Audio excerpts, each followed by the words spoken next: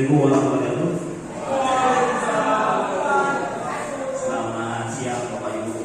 Nah, jadi sebelumnya saya ucapkan terima kasih kepada Bapak Ibu yang bersedia diajak untuk kegiatan diseminasi tentang budaya positif. Jadi ini saya susun dalam rangka aksi nyata di program pendidikan keluarga. Nah, jadi silakan Bapak Ibu kalau ada pertanyaan silakan ditanyakan aja.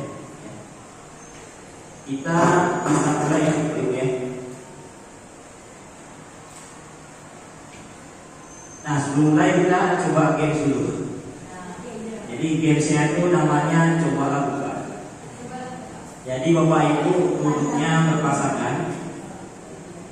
Mungkin video kita ya. Ya. Jadi kayak gini gamesnya Bapak Ibu. Ya. Gamesnya gini. Bapak Ibu genggam dalam tangannya itu. Andaikan dalam tangannya itu ada sebuah barang yang berharga. Jadi Bapak Ibu udah mau kasih ke orang lain. Kita coba praktekkan dulu. Jadi satu orang yang menggenggam tangannya itu, nanti kawan yang satunya itu berusaha membuka dengan segala cara. Bapak Ibu boleh maksa, boleh membujuk dengan cara yang halus, bebas gitu. Ya, bisa dipahami Bapak Ibu? Ya. Jadi anggap yang tadi menggenggam tangan itu punya barang berharga. Nanti kawan yang satunya berusaha membukanya dengan segala cara. Boleh membujuk, boleh memaksa, dan lain sebagainya. Bebas saja. Oke, kita mulai ya Bapak Ibu ya. Oke, 1, 2, 3.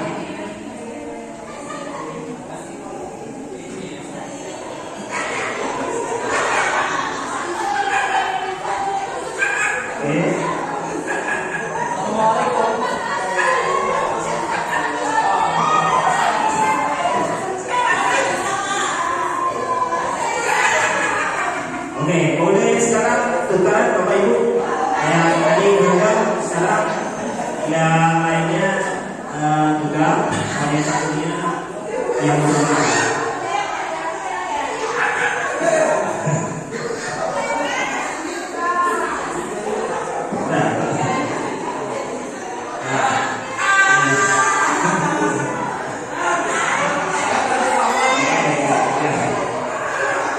Oke, boleh kita sebut lagi ya. Nah, Bapak Ibu, jadi yang tadi itu berkaitan dengan materi kita tentang budaya positif. Jadi mungkin yang pertama saya tanyakan, apakah Bapak Ibu membuka kepalan tangannya? Apa alasannya buka kepalan tangan? Mungkin ada yang bisa jawab. Baik, Pak Ridho. Kebetulan tadi saya mencoba membuka kepala tangannya Pak Firman. Sungguh luar biasa, genggamnya sangat kuat. Sangat tidak bisa dibuka, baik sudut kiri, sudut kanan, sudut atas maupun sudut bawahnya. Benar-benar sangat kuat, benar-benar menggenggam teguh apa yang dipegang dan dijanjikannya. Terima kasih. Oke, masih Bu. Mungkin saya tanya dulu Pak Firman, kenapa sampai tidak bisa dibuka? Karena saya mengapa saya meminta sebagai imam pemimpin saya berpegang teguh. Dan kenapa yang berpegang membuka? Karena dia keterbukaannya agar bisa rahasia saya berdoa. Oke, terima kasih Bu Yowita, Pak Firman. Bapak Ibu ada yang mau ini bagi jawab? Oke. Karena dengan bunda itu jarinya lebih kecil, yang besar saya dia udah dibuka. Baru dia buka jari saya. Jadi bukan. Saya tidak terbuka, tapi Bunda cepat terbuka. Oke, kalau pendapat dari Bu Nina, Karena kalau saya tidak membuka tangan saya, maka sebenarnya saya merasakan sakitnya. kasih ya Pak Ibu ya. Lanjut.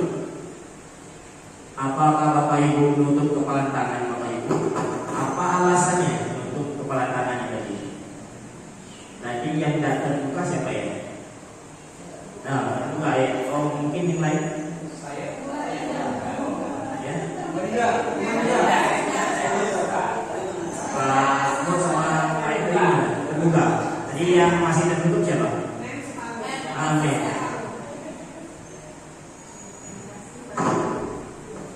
Menarik sekali ya tadi. Permainan ini ada filosofinya juga sebenarnya ya dari permainan ini. Tapi sebenarnya sangat kuat ya Pak Ibu. Teman-teman, kuat banget sampai tangan saya sakit. Tapi saya juga mempertahankan diri ya. Defense-nya juga kuat gitu. Jadi sama-sama kuat. Jadi karena sama-sama kuat, jadi penghuni itu udah berusaha nih cari cara. Jadi keliling saya, ini kan sensitif, udah dibuka sebenarnya, udah mulai bisa terbuka ya, tapi saya tetap mempertahankan bahwa jadi nggak bisa buka sepenuhnya, tapi keliling sudah bisa. Jadi tadi kita dengar dari pendapat Bapak Ibu, ada yang masih menutup kepala tangannya, itu berusaha menjaga apa yang ada di dalam kepala tangannya, dan yang lain berusaha membuka kepala tangannya. Jadi Bapak Ibu, games yang tadi itu nanti berkaitan dengan materi kita. Nah, jadi kalau pertanyaan pertama sama kedua tadi itu variasi Bapak Ibu ya.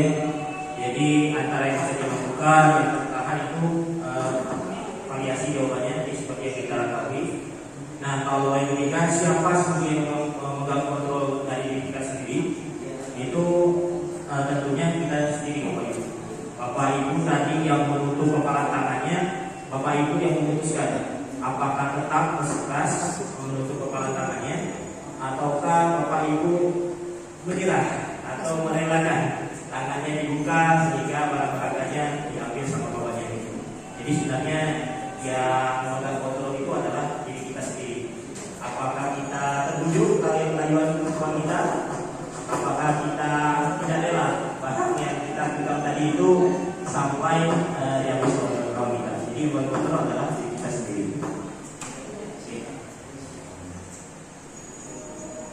Oke, Bapak Ibu, sebelum kita mulai pertanyaan dulu.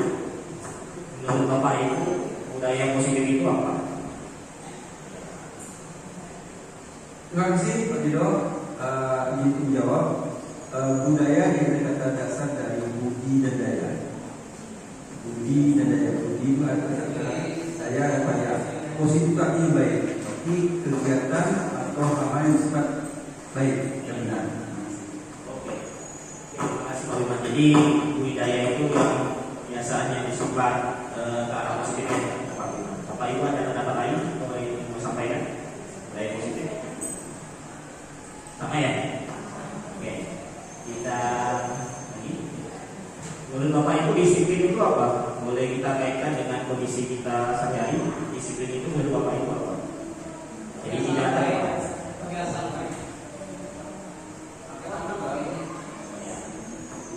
Baik, terima kasih Pak Eko. Disiplin itu adalah satu tindakan positif yang perlu kita kembangkan. Mungkin begitu. Oh iya, oke. Bapak Ibu, ada yang utama lagi tentang disiplin? Oke. Terima kasih Pak Ibu. Kalau menurut saya sendiri, disiplin itu menurut saya itu adalah sebuah kebiasaan yang kita lakukan setiap hari. Dan akhirnya itu sebuah menjadi budaya positif ketika kita berada di sebuah situasi ataupun tempat. Terima kasih. Oke, mungkin cukup ya Bapak Ibu ya. Dan jadi terima kasih jawabannya Bu Belis, Pak Ajiman. Nanti kita lihat yang dimaksud di sini itu apa. Nah, oke. Jadi ini ada kasus Bapak Ibu ya. Sabrina itu bangunnya terlambat pada hari suatu hari. Dia dulu sampai di sekolah, akhirnya dia salah pakai sepatu. Jadi dia tidak menggunakan sepatu hitam seperti di peraturan sekolah. Tanggapan Bapak Ibu gimana? Ini menurut Bapak Ibu aja, jadi tidak ada jawaban salah benar. Karena Sabrina tidak memiliki sepatu ini sudah melihat membaca kembali soal Sabrina bangun terlambat, buru-buru sampai di sekolah, juga sampai di gerbang sekolah, tapi baru menyadari tidak menggunakan sepatu. Menyadari tidak menggunakan sepatu hitam, berarti dia tidak dapat dikategorikan tidak sadar saking terburu-burunya, sehingga dia ambil bukan sepatu yang berwarna hitam, melainkan sepatu berwarna lain. Jadi ya, kalau ada seperti itu, misalkan dia salah sih sebenarnya Pak, si Sabrinanya salah, karena dari awal tidak mempersiapkan diri terlebih dahulu. Gitu. Minimal sepatu sudah dipersiapkan, waktu pun ya pastinya kan adalah yang menandakan bahwa jangan sampai terlambat, misalkan alarm atau berupa handphone yang menggunakan alarm, sehingga semua tidak akan pernah ada kata terlambat. Seperti itu Pak, terima kasih. Yang ibu lakukan kalau Oh ya, yang saya lakukan kepada anak tersebut, saya tidak akan mengembalikan dia ke rumah, dia tidak Pak, tetapi mengingatkan kembali kepada Sabrina, silakan untuk masuk ke dalam kelas, tetapi dengan catatan tidak akan mengulang kembali dengan apa yang sudah dilakukan oleh Sabrina tersebut. Terima kasih Pak. bagus tadi ya. Bapak Ibu ada pendapat lain? Oke. Singkat kata Sabrina dinasihati saja, jangan bantah ya. Ya. Ini sama kayak guru kita ya, Pak Firman. Jadi Sabrina dinasihati tanpa kita suruh pulang ke rumah. Bapak Ibu ada yang berpendapat suruh pulang aja? Atau solusi lain ketemu siswa kayak gini? Biasanya kita pikir ada yang salah sepatunya, ada tidak yang mau diurut pulang Sabrina? Tidak ada ya. Jadi kita hanya ya.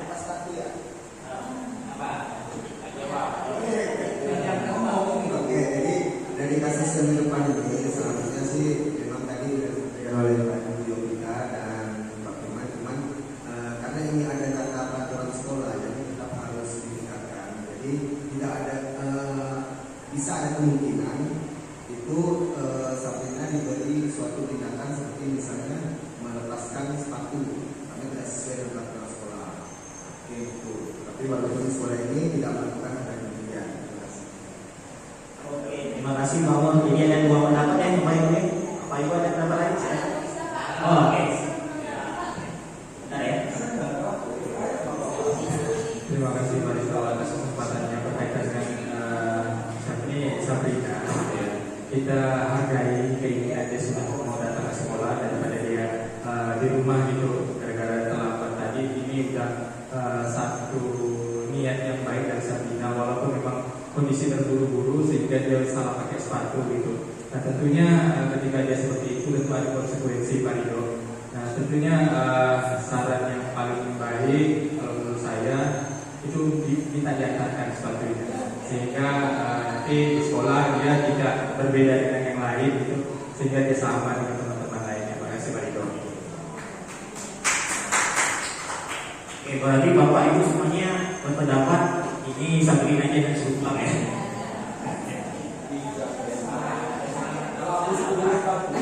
kasih Pak Edo. Saya menanggapi dari Pak Mulyadi tadi yang mana sepatunya harus dilepas. Kalau sepatunya harus dilepas itu termasuk ke arah hukuman, karena nanti apabila sepatunya dilepas, dia berjalan sendiri tidak pakai sepatu dan akan minder. Kenapa nggak pakai sepatu kemana-mana? Itu akan menyakiti dirinya. Itu akan membuat hati siswa itu tidak gimana ya? Psikologisnya itu tidak baik seperti itu. Jadi seharusnya tadi yang disampaikan Pak Udin, sepatunya minta tolong antar orang tuanya, nanti pas orang tuanya datang diganti dan baru masuk lagi. Terima kasih. Ini luar biasa. Berarti Bu Isani sudah paham dengan pendapat siswa. Oke, Bapak. Jadi saya menanggapi dari Ustaz benar, memang di situ akan memberikan perbedaan dengan siswa lain. Nah, tapi di sini kan ada kata peraturan sekolah. Nah, jadi yang maksud saya tadi di sepatu itu karena untuk menegakkan peraturan sekolah. Terima kasih. Ibu terima kasih jawabannya. Jadi Bapak Ibu di sini kita tidak mencari jawaban benar salah. Bapak Ibu kita hanya menyampaikan pendapat kalau seandainya ada siswa yang seperti ini. Nah tadi sudah di-spill sama Pak Udin sama Bu Bisa ada hukuman, ada konsekuensi. Nanti kita bahas itu.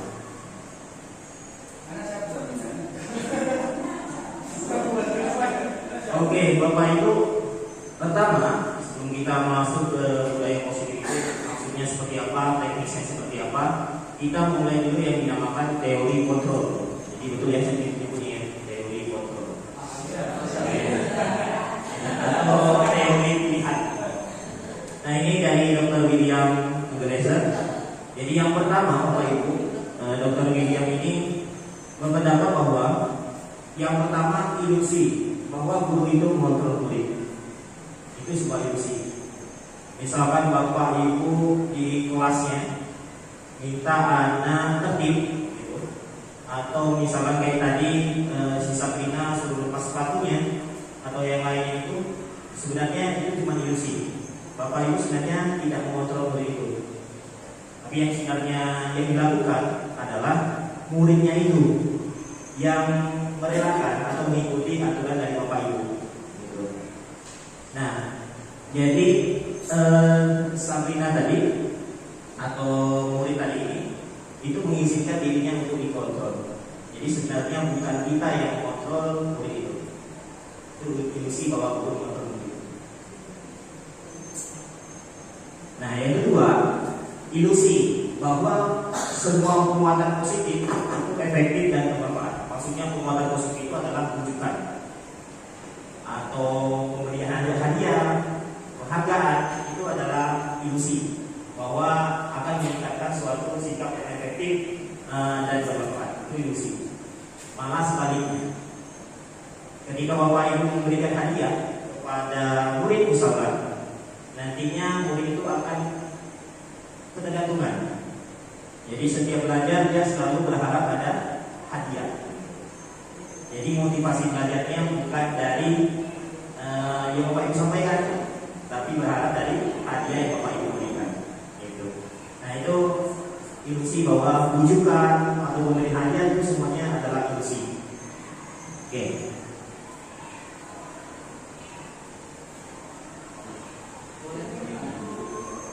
Ilusi bahwa kritik dan membuat orang merasa bersalah itu dapat membuatkan karakter. Misalkan Bapak Ibu ada lihat siswa yang bermasalah atau melakukan pelanggaran, Bapak Ibu bentak-bentak, Bapak Ibu kritik, itu ilusi bahwa karakternya semakin kuat. Tidak. Tapi malah sebaliknya. Karena apa?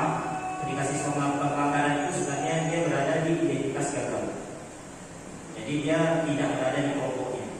Maksudnya dia tidak sesuai dengan apa yang menjadi dirinya. Ketika Bapak Ibu mengkritiknya, nah itu dia semakin berada di identitas gagal. Atau maksudnya itu dia semakin merasa buruk tentang dirinya. Jadi dia semakin tidak percaya diri. Itu kalau Bapak Ibu kritik sebenarnya bukan membangun karakter, tapi malahan melemahkan.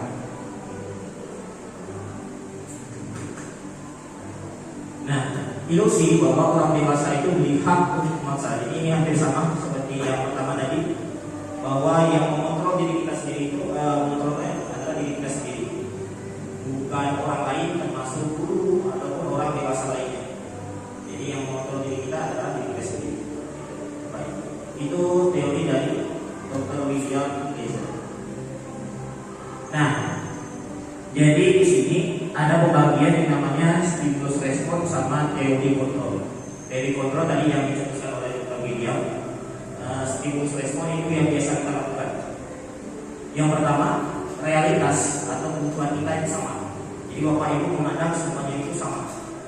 Tapi sebenarnya di teori kontrol semuanya itu berbeda. Jadi kebutuhan kita itu berbeda.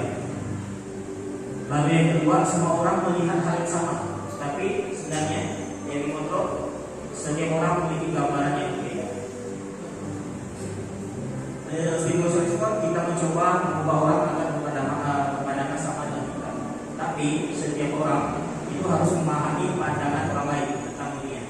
Jadi kita harus memahami, bukan berpendapat mengubah pandangan orang itu. dilihat sebagai suatu kesalahan. Tidak, itu sebenarnya semua perilaku memiliki tujuan, termasuk perilaku buruk itu. Nanti tujuannya apa kita bahas lebih lanjut di motivasi. Orang lain bisa mengontrol saya, dan tadi sudah kita coba praktekkan game tadi, bahwa yang bisa mengontrol diri kita adalah diri kita sendiri. Saya bisa mengontrol ini tidak, yang bisa mengontrol itu hanya diri kita. Jadi Bapak Ibu tidak bisa mengontrol orang lain. Itu di teori kontrol. Pemaksaan pada saat rujukan itu gagal. Kolaborasi proses menciptakan pilihan baru. Di stimulus respon itu model BPI-nya menang kalah. Jadi Bapak Ibu ketika mengontrol muridnya, Bapak Ibu berharap murid itu menuruti apa yang Bapak Ibu katakan. Tapi di teori kontrol itu metode berpikir menang-menang. Gitu. Jadi semua perilaku itu punya tujuan.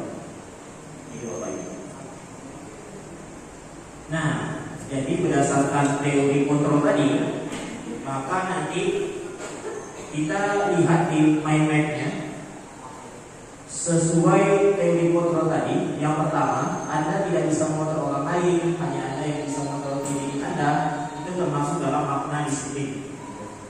Benar tadi yang disampaikan Bapak Ibu, disiplin. Jadi disiplin itu kemampuan kita untuk mengontrol diri kita sendiri. Kita manajemen waktu, kita mandiri, kita bertanggung jawab pada diri kita sendiri. Itu makna disiplin.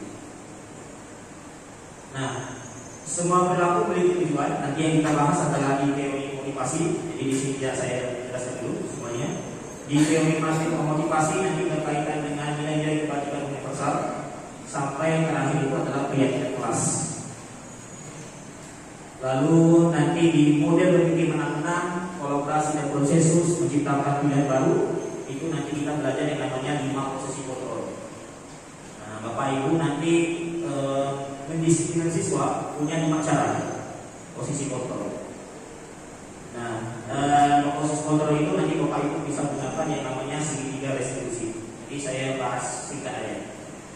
Lalu realitas kebutuhan kita berbeda, kita berusaha memahami pandang orang lain. Setiap orang memiliki gambaran berbeda, termasuk dalam 5 kebutuhan dasar manusia. Nah, jadi semua perilaku itu mempunyai tujuan yang memenuhi kebutuhan dasar manusia.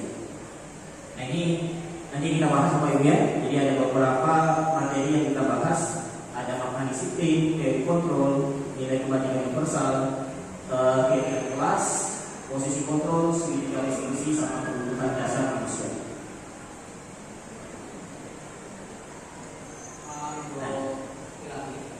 Sebelum lupa boleh bertanya. Ya. Yang pertama terkait dengan tadi ada pernyataan bahwa guru sebenarnya tidak memberikan penghargaan, tapi penghargaan itu kan ada yang sifatnya materi, ada juga non materi ya. Misalnya kaitnya dengan lain. Ya seperti itu bagaimana? Kemudian di beberapa 5 slide sebelumnya itu ada saya agak bingung melihat konsep bahasa itu. Belum sebelumnya tadi. Nah ini kan ilusi bahwa kritik dan membuat orang merasa bersalah dapat membuat karakter. Nah konsep atau teori yang di atasnya itu yang di blok hitam itu, ilusi bahwa kritik dan ada yang kurang di sana, atau bisa saja kalimatnya itu ditambah sehingga itu jelas ya. Mohon kawan-kawan juga mencermati bagaimana, apakah saya keliru atau saya tidak keliru. Ilusi bahwa kritik dan membuat orang merasa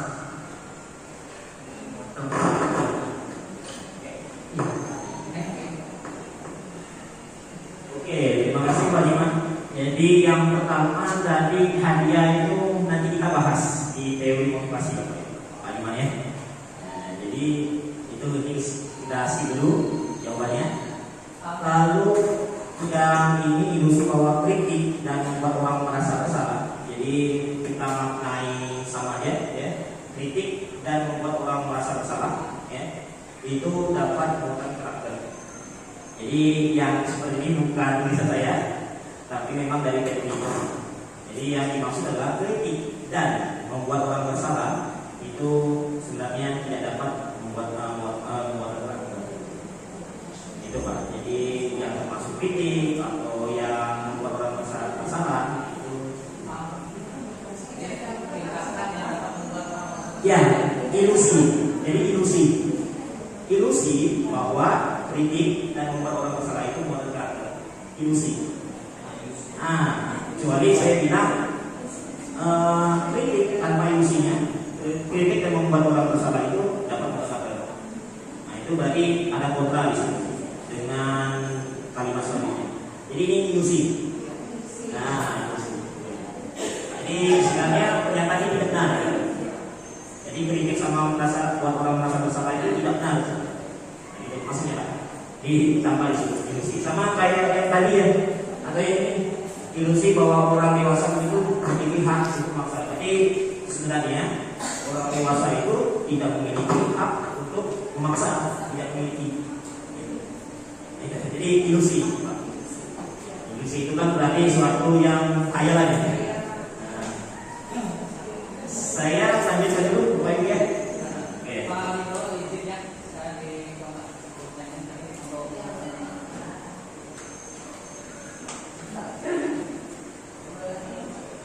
Nah, Bapak Ibu, tadi disiplin. Saya beruntung Bapak Ibu tidak ada yang jawab disiplin itu adalah kepatuhan atau ketaatan atau tata tertib yang harus dijalankan. Bapak Ibu rata-rata menjawabnya adalah kontrol diri. Benar Bapak Ibu? Jadi disiplin itu adalah sebenarnya dari kata disiplina.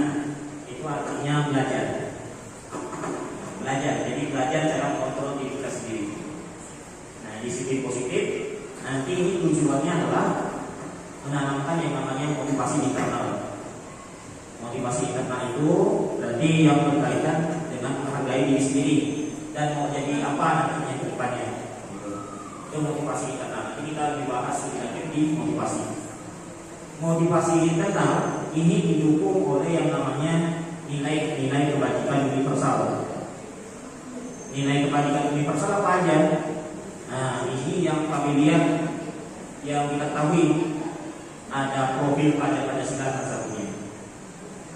Nilai kebajikan universal, saya lanjut dulu. Nah, jadi nilai kebajikan universal itu artinya nilai kebajikan yang diyakini tanpa melihat agama, bangsa, bahasa maupun latar belakang. Jadi semua orang yakin itu nilai-nilai kebajikan universal. Jadi tidak ada kaitan dengan agama, tidak ada kaitan dengan bangsa, suku dan lain sebagainya. Itu nilai kebajikan universal. Nah, contohnya seperti yang kita ketahui di profil pelajar Pancasila itu beriman, bertakwa pada Tuhan Yang Maha Esa, beramal mulia, mandiri, tidak kritis, berkejiwaan global, gotong royong dan kreatif. Ada juga yang lain seperti Ibu Sri Maries program. Ini ada toleransi, rasa hormat, integritas, mandiri, menghargai dan seterusnya itu. Nah itu termasuk dalam nilai kebajikan yang kita yakini. Itu pasti sama di semua bangsa, di semua agama itu pasti ada. 9 pilar karakter juga hampir sama. Ada cinta Tuhan dan 9 penciptaannya, mandiri, tanggung jawab, kejujuran, hormat dan santun, dermawan dan seterusnya. The seven essential virtues. Nah, ini ada empati, suara hati, kontrol diri, rasa hormat, kebaikan, toleransi dan keadilan. Nah itu. Jadi ini nilai-nilai yang kita yakini itu pasti apa ya? Pasti baik, pasti positif. Itu nilai kebajikan universal. Nah ini jadi kita pahami motivasi perilaku manusia. Yang pertama, yang motivasi itu bahwa untuk menghindari ketidaknyamanan atau hukuman. Nah, Bapak Ibu misalkan nyuruh siswa mengerjakan tugas, motivasi siswa bisa aja dia takut nanti nilainya jelek atau dia takut kalau seandainya tidak mengerjakan tugas itu nanti dampaknya apa. Nah itu motivasinya, karena dia takut atau tidak nyaman. Itu motivasinya. Yang kedua, untuk mendapatkan imbalan atau penghargaan dari orang lain. Bisa aja kita ngajar nanti yang dapat 100 nanti kita kasih hadiah, nanti murid termotivasi karena mendapatkan penghargaan hadiah kita. Nah ini termasuk dalam motivasi eksternal, bukan berada pada diri murid itu. Jadi eksternal yang kita harapkan adalah ini untuk menjadi orang yang mereka inginkan dan menghargai diri sendiri dengan nilai yang mereka percaya. Jadi sebenarnya yang perlu kita hargai dari proses belajar itu adalah belajarnya itu sendiri, bukan karena ada takut hukuman atau karena hadiah dan sebagainya. Nah itu yang perlu kita hargai adalah di proses belajarnya. Bapak Ibu cukup bilang sebenarnya jawaban kamu benar seperti itu sudah membuat motivasi internal. Jadi tanpa diiming-imingi yang lain bisa begitu. Misalkan nilainya bakalan tinggi, nanti nilainya dikasih nilai plus, atau nanti saya kasih gue kalau dapat 100. Itu berarti masuk di motivasi eksternal. Jadi yang kita harapkan adalah motivasi internalnya.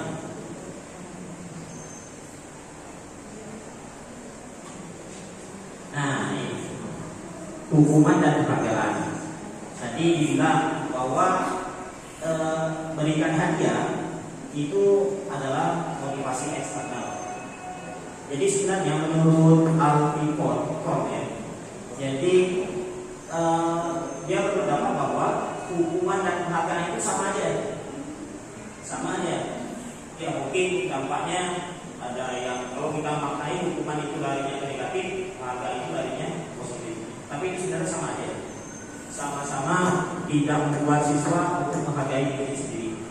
Nah, jadi dia bilang Newton itu idealnya tindakan belajar itu sendiri yang adalah penghargaan sesungguhnya. Tindakan belajarnya itu adalah penghargaan sesungguhnya. Lalu Pohn juga menyatakan bahwa dari hasil pengamatan ini tindakan yang diberi penghargaan itu nilainya sama aja dengan hukum orang. Itu sama-sama berada di motivasi eksternal. Nah, beberapa alasannya itu kalau memberikan hadiah, ini pengaruhnya jangka pendek dan jangka panjang. Penghargaan itu tidak efektif, penghargaan itu merusak hubungan, penghargaan itu mengurangi ketepatan, menurunkan kualitas, mematikan kreativitas, penghargaan itu menghukum, ya. Lalu motivasi dari dalam diri itu tidak terbentuk. Kita lihat masing-masing penjelasannya. Nah ini pengaruhnya jangka panjang, jangka pendek dan jangka panjang. Jadi penghargaan itu efektif jika kita mau seseorang itu untuk dalam jangka waktu pendek, tapi tidak berpengaruh pada jangka panjang. Jika kita menggunakan penghargaan lagi dan lagi, maka orang itu akan bergantung pada penghargaan yang diberikan serta kehilangan motivasi dari dalam. Nah itu. Lalu kalau kita mendapatkan penghargaan untuk melakukan sesuatu yang baik, maka selain itu kita senantiasa berharap mendapatkan penghargaan tersebut. Kita pun menjadi tidak menyadari tindakan yang kita lakukan. Nah itu. Jadi dalam jangka waktu pendek aja, tidak dari motivasi kita lain. Penghargaan itu tidak efektif, ya. Jadi penghargaan itu hanya jika kalau lakukan maka diberikan penghargaan.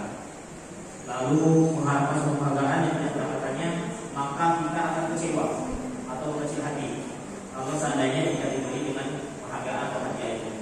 Bapak Ibu lakukan terus menerus, kasih hadiah ke siswa kalau berhasil, maka kalau tidak dikasih nantinya dia bakalan kecewa. Lalu, nah ini sama ya. Penghargaan itu merusak hubungan. Ya. Jadi kalau kita kasih hadiah ke satu siswa, nanti yang lainnya iri. Gitu. Jadi merusak hubungan sama mereka. Lalu penghargaan itu menciptakan persaingan dalam kelas. Persaingan kita tahu pasti kalau kita kasih hadiah, yang lain termotivasi juga gitu. Mau dapat hadiah. Tapi itu menciptakan persaingan kelas. Persaingan kelas itu menciptakan kecemasan.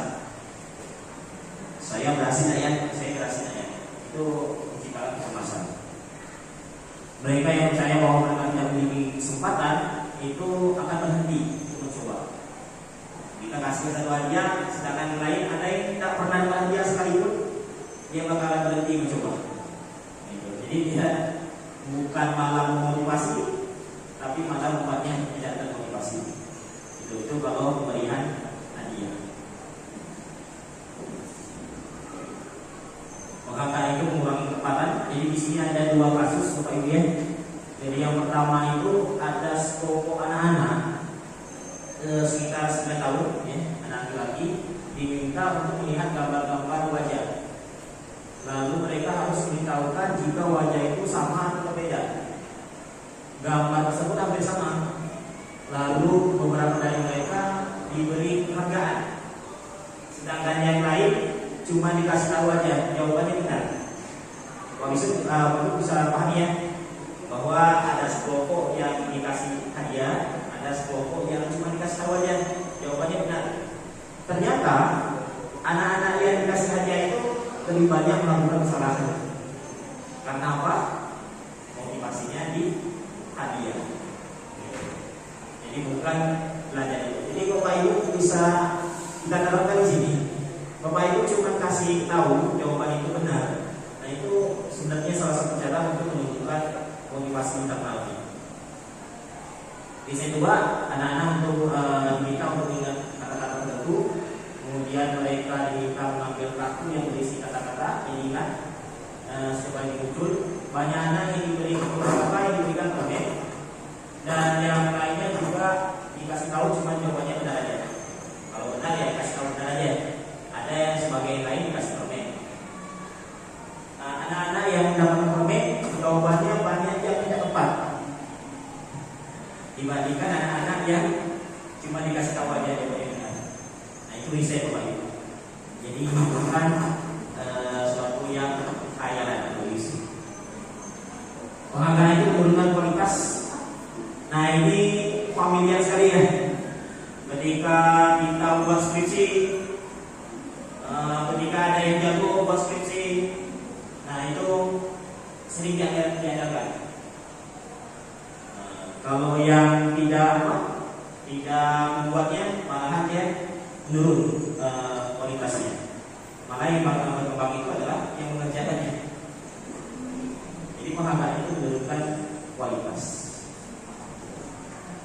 Nah, Bapak Ibu kalau minta buatkan RPP sama orang, yang berkembang itu orangnya, bukan Bapak Ibunya. Jadi penghargaan. Ya. Jadi penghargaan itu menurunkan kualitas. Ya. Jadi benar yang dikatakan Ko tadi bahwa penghargaan sama hukuman itu sama aja. Tidak membuat motivasi internalnya. Penghargaan itu mematikan kreativitas. Jadi murid-murid kita berpikir hadiah dan penghargaan aja. Lalu penelitian juga bahwa bacaan seni atau sebuah tulisan cerita menjadi kurang kreatif kalau dijadikan sebuah penghargaan. Jadi kalau Bapak Ibu tulis, dijanjikan nanti royaltinya bakalan besar, itu sebenarnya menurut kualitas. Gitu. Dalam tugas yang mencatat masalah, para murid memakan waktu lebih lama dan berikan jalan keluar yang kurang kreatif saat mereka janjikan suatu penghargaan. Sama kayak tadi yang pakai tadi. Penghargaan itu hukum, ya. Jadi tadi sudah disebutkan bahwa penghargaan sama hukum itu sama aja. Motivasi dalam diri intrinsiknya tidak muncul. Nah ini, ya. Oke. Kelihatan nggak Bapak Ibu? Hah? Kelihatan ya? Jadi di sini ada, saya baca tadi ya. Jadi di sini ada perbedaan antara hukuman tadi yang disebutkan oleh Bu Misda, konsekuensi sebutkan Pak Budi tadi, sama yang namanya restitusi. Restitusi itu apa? Nanti kita bahas. Yang pertama, ya, jadi sesuatu yang menyakitkan itu harus terjadi. Itu hukuman. Ini dia.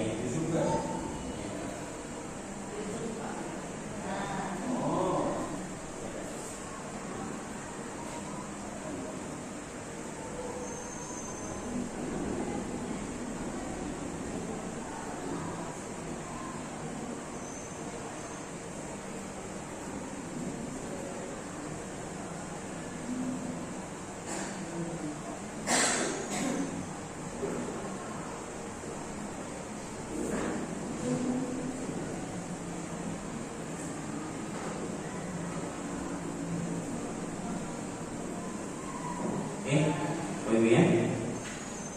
Nah, kalau hukuman suatu yang menyakitkan harus terjadi. Jadi hukuman itu menyakitkan. Itu hukuman fisik, psikis. Nah, itu menyakitkan. Konsekuensi sesuatu harus terjadi. Jadi betul-betul menyakitkan. Jadi sesuatu itu harus terjadi. Restitusi itu adalah pilihan.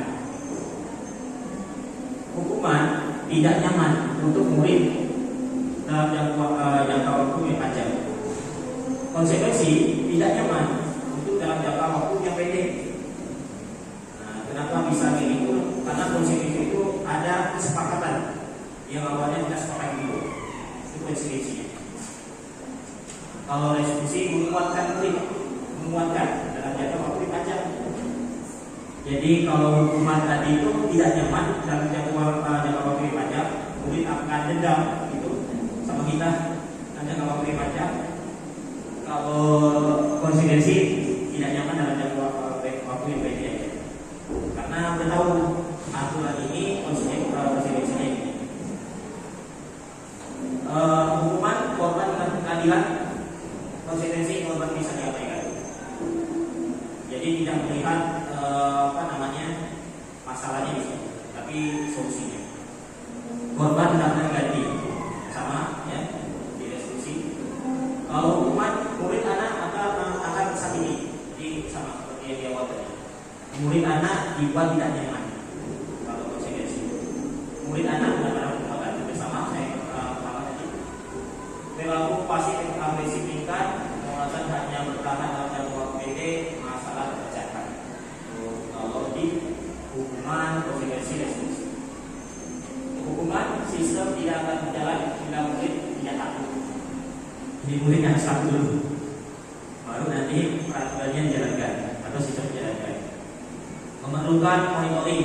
Nah, konsekuensi itu Bapak Ibu, ada monitoringnya dan supervisi terus menerus dari guru. Murid belajar bertanggung jawab untuk perilakunya. Itu restitusi. Perilaku hanya pada sebuah institusi, tidak berlanjut pada kehidupan nyata. Kalau di konsekuensi menerapkan peraturan dalam masyarakat. Restitusi fokus pada pemecahan masalah dalam jangka waktu panjang. Nah, kalau hukuman peraturannya adalah kamu harus mengikuti. Pokoknya aturannya apapun itu, termasuk tidak logis, itu kamu harus lakukan. Apa peraturannya? Mampukah kamu? Itu konsekuensi. Peraturannya apa? Bisa tidak kamu selesaikan atau ikuti peraturannya? Itu konsekuensi. Nah, kalau restitusi, apa yang kamu yakini? Apa yang bisa kamu lakukan untuk memperbaikinya? Itu kalau yang restitusi.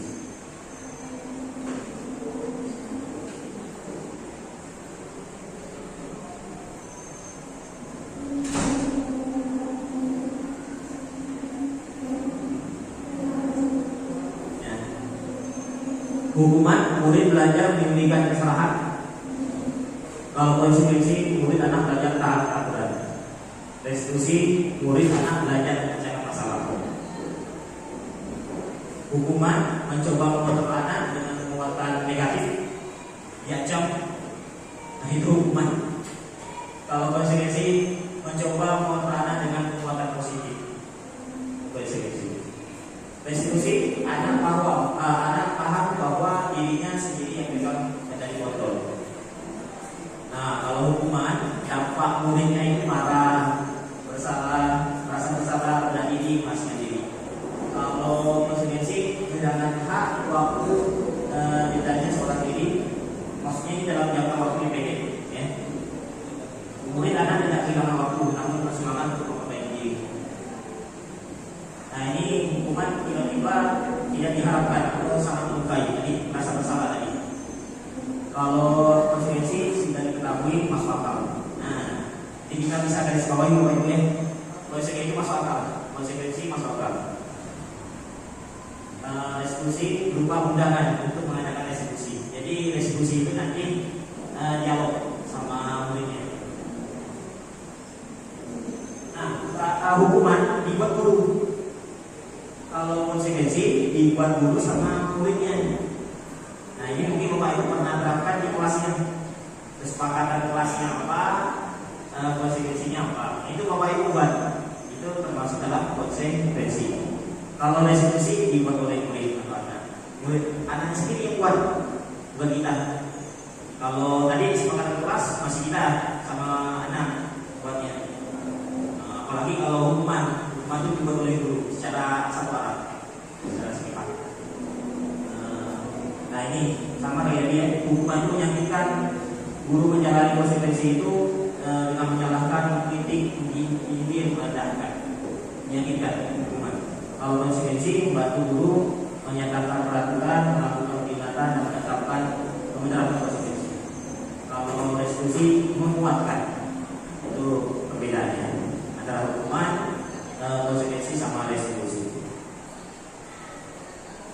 Oke, nah kita coba apa ini ya? Kita analisis.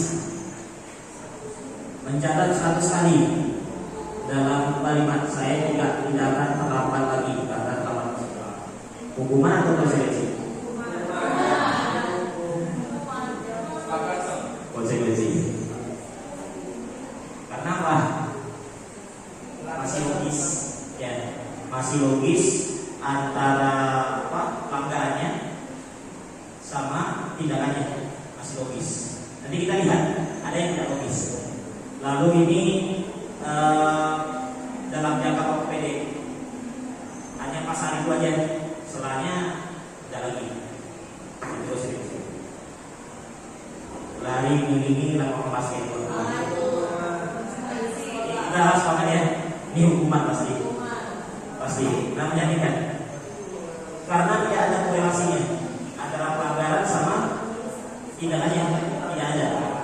Masa terlambat saya lari lapangan basket? Tidak ada hubungannya, tidak logis. Itu hukuman.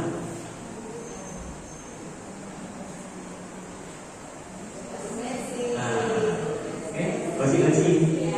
Ya, masih logis. Hanya pasal itu aja yang awal pendek.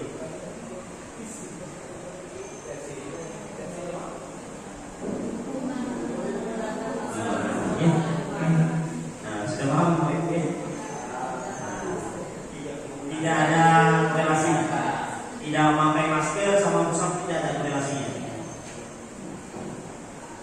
Oke, Pak. Konsekuensi. Nah, ya betul kan?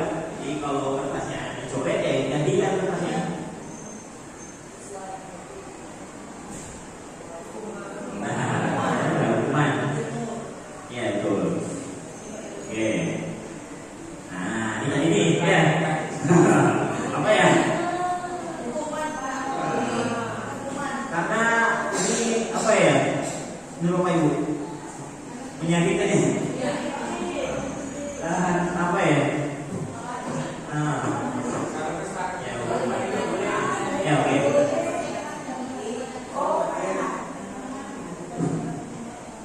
Terima kasih kesempatan yang telah diberikan Pak Ridho. Tadi kan sebelum slide ini tadi Pak Ridho ada mengatakan bahwa ada yang namanya konsekuensi juga, artinya ada kesepakatan antara guru dengan siswa.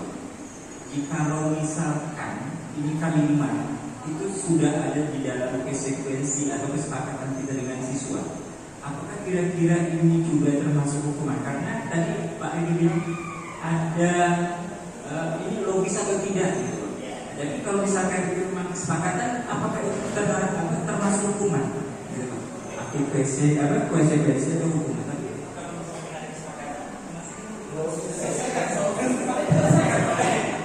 Oke, terima kasih Pak Ida. Berarti Pak Ida itu tadi menyimak apa perbedaan sama hukuman atau konsekuensi. Nah, Pak Eri, Bapak Ibu yang lainnya, kita juga harus bisa melihat. Oke, jelas ini ada peraturan, kamu harus taati, gitu kan? Tapi kita lihat di sini, bertelanjang kaki sepanjang hari, apakah itu menyakitkan? Menyakitkan. Kalau menyakitkan itu berarti udah masuk di hukuman. Jadi konsekuensi itu tadi apa ya? Mesti ada apa yang harus kamu lakukan? Kalau seandainya peraturan ini yang harus kamu lakukan apa? Jadi ada pilihan di situ. Konsekuensi. Jadi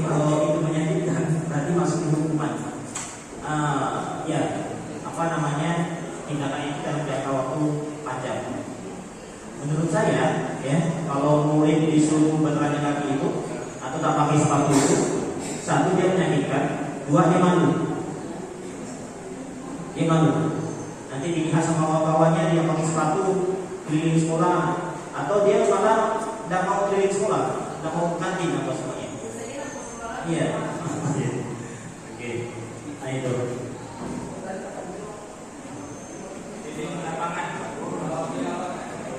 Terima kasih Pak Dedo. Untuk mau bertanya, tadi kan di situ ada diberi hukuman 2 kali keliling. Nah, saya sebagai guru olahraga itu kan sering kasih jawab itu Pak. Apakah itu termasuk hukuman atau tidak? Satu, kedua, di kesepakatan kelas kan namanya di kesepakatan kelas kami itu udah buat komitmen artinya itu apabila anak lebih dari 5 menit atau 10 menit konsekuensinya bisa jadi itu jogging 1 putaran atau 2 putaran. Padahal menurut saya secara pribadi dulu olahraga, karena olahraga itu kan olahraga yang berkontak langsung dengan fisik. Jadi sebenarnya pertanyaan Pak Ibu ini jawaban. Iya, pertanyaan Pak Ibu itu jawaban nanti. Jadi kita ini baru berapa ya dia? Baru 45 ya? Tergantung dia. Nanti kita lihat. Pak Ibu kan itu olahraga. Suruh apa tadi? Lari. Nanti kita lihat. Nah, jadi kalau menurut saya pertanyaan Pak Ibu itu jawaban. Ya, nanti kita lihat ya. Boleh saya lihat dulu Pak Ibu.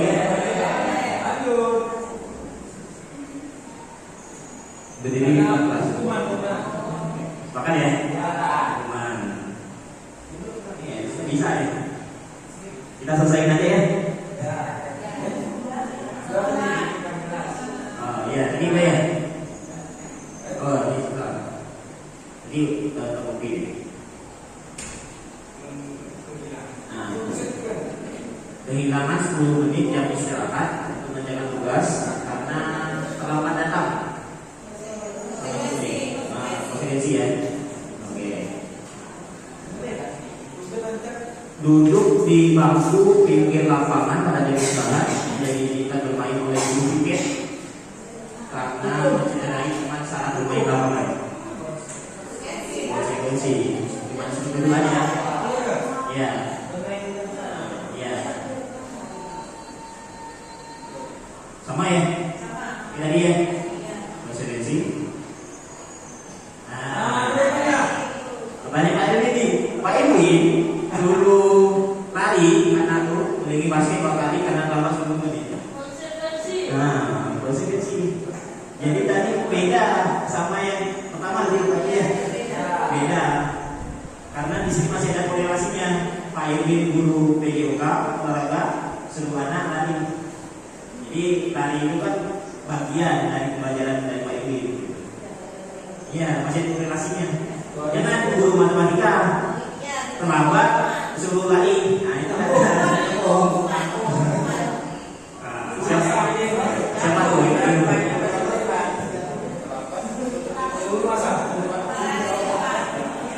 Mana kan fungsi WC? Gimana ya? Nah itu tadi ya. Jadi tadi yang mana ya Pak Ibu? Nah ini ya nomor 2 kan? Ini dia hukuman nomor 2 sama yang terakhir ini konsekuensi. Itu masih logis gitu. Jadi konsekuensi itu masih logis. Tidak sepihak. Jadi guru sama murid. Kalau hukuman guru yang beraturan tidak mau tahu. Kamu harus kayak gini. Kamu harus keliling lapangan. Oke. Nah, Bapak Ibu kita masuk yang namanya posisi kontrol dari seorang guru. Ada beberapa cara yang Bapak Ibu bisa lakukan untuk mendisiplinkan siswa. Yang pertama, ini yang paling sering. Mungkin saya ya. Itu menghukum. Menghukum itu menggunakan hukuman fisik maupun verbal. Bisa apa tadi? buat kritik atau tadi memperkosa kelemahan karakternya, itu termasuk dalam hukum. Senantiasa mengatakan bahwa sekolah itu memerlukan sistem atau alat yang dapat lebih meningkatkan murid lebih dalam lagi. Nah, tadi yang ditanyakan Pak Edi, kita punya aturan, kita mau tahu konsekuensinya gini, itu masuk dalam hukum. Iya, hukum. Tidak mau tahu, jadi tidak ada komunikasi sama muridnya di situ. Percaya hanya ada satu cara agar pembelajaran itu bisa berhasil, yaitu cara dia, cara gurunya. Itu hukum. Ya. Membuat masalah. Biasanya gurunya pakai suara bangku itu, suaranya halus saja, tapi itu membuat rasa bersalah, menggunakan keheningan, membuat orang lain merasa tidak nyaman, bersalah atau menahan diri. Nanti kita lihat contohnya. Murid akan memiliki penilaian diri yang buruk tentang diri mereka. Murid merasa tidak berharga dan telah mengecewakan orang lain di sayapnya. Itu membuat merasa bersalah. Jadi kita lihat contoh ya. Teman. Nah, ini mungkin Bapak Ibu lebih banyak lagi sebagai teman. Guru pada saat ini tidak menyakiti murid, namun akan tetap berupaya mengontrol murid melalui persuasi atau diskusi ajakannya. Posisi teman bisa negatif, bisa positif. Nah, ini ada negatifnya Bapak Ibu di posisi teman. Nah, positifnya hubungannya baik antara guru sama murid. Guru posisi teman akan hubungan baik dan humor yang melalui seseorang. Negatifnya, ya ini maksudnya kita boleh aja bertindak sebagai teman dengan murid, tapi ada sisi negatifnya Bapak Ibu. Negatifnya itu adalah saat guru itu tidak membantu, murid akan kecewa. Nah, itu negatifnya. Murid akan bergantung pada guru. Jadi teman salah satu bisa direkomendasikan psikolognya, tapi ingat di situ ada sisi negatif. Posisi teman. Pemantau. Nah, berdasarkan pada peraturan ada konsekuensinya. Dia punya aturan berdasarkan aturan itu. Dengan menggunakan sanksi atau konsekuensi dapat mengisahkan hubungan pribadi dengan murid sebagai seorang yang menjalankan fungsi pemantau. Jadi pemantau sesuai namanya pemantau, dia menggunakan aturan dan tetap memonitoring siswa itu atau murid itu yang melakukan pelanggaran. Pemantau.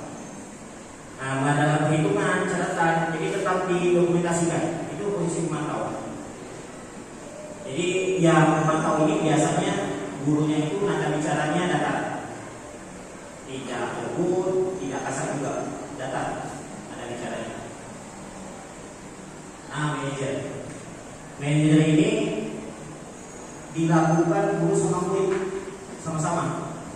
Jadi posisinya tadi sebagai direksi tadi, sama-sama guru sama murid sama-sama melakukan diskusi, mempersilahkan murid mempertanggungjawabkan perilakunya, menunggu murid agar dapat menemukan solusi atas permasalahan sendiri. Jadi solusi ini bukan dari gurunya, tapi dari murid itu sendiri. Itu posisi manajer. Memiliki keterampilan di posisi teman maupun pemantau. Jadi Bapak Ibu di posisi manajer ini puncaknya, tapi Bapak Ibu juga bisa bertindak sebagai teman atau sebagai pemantau di posisi manajer ini. Jadi tidak mesti harus tetap berada di posisi manajer. Bapak Ibu bisa pindah posisi teman, posisi pemantau. Oke? Nah, ini kita lihat contohnya ya.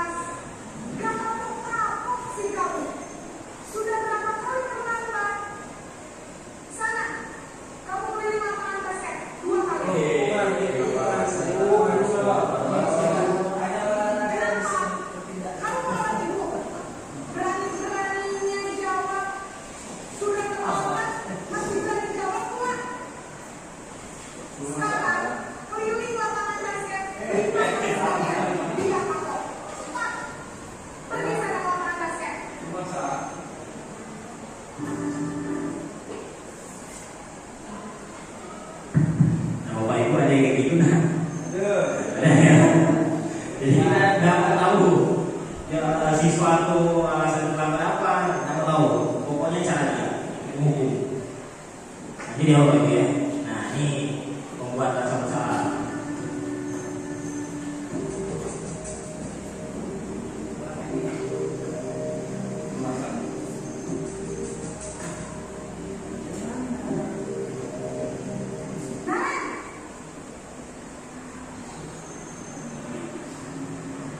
Selamat pagi Bu.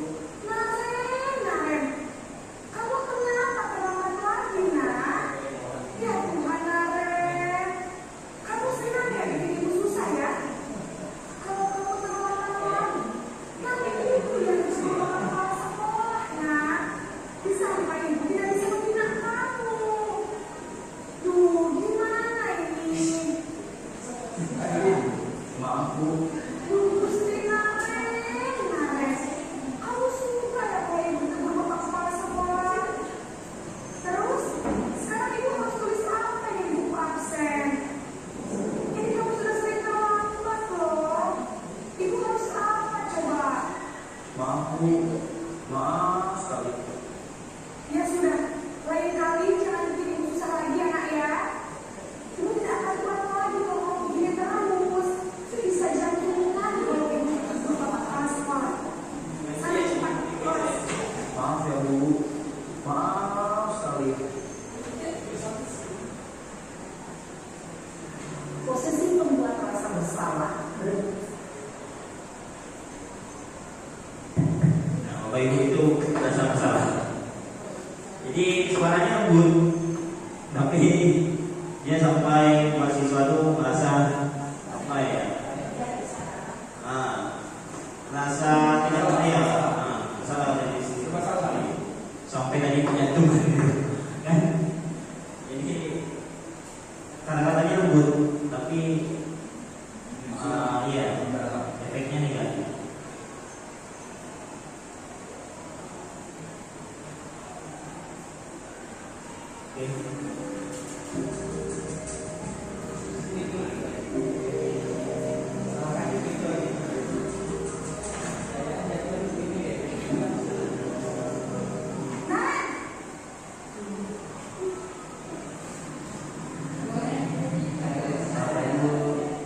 Wah, sudah jam berapa ini, nak? Terlambat lagi ya saya. Iya Bu. Habis ibu saya udah makan saya. Kamu malah menyalahi ibu kamu. Kamu bukannya anak yang paling kencang. Kok terlambat sih? Iya Bu. Saya memang lambat bangun tadi. Jadi biarpun saya kencang, tetap gak kesenjang Bu. Ya sudah sana. Nanti lain kali larinya lebih kencang lagi ya. Biar gak terlambat lagi. Bikin seneng ibu demi ibu. Bisa kan? Bisa Bu. Ya sudah sana masuk kelas. Ibu beresin urusan absen kamu. Kamu ini ada-ada saja.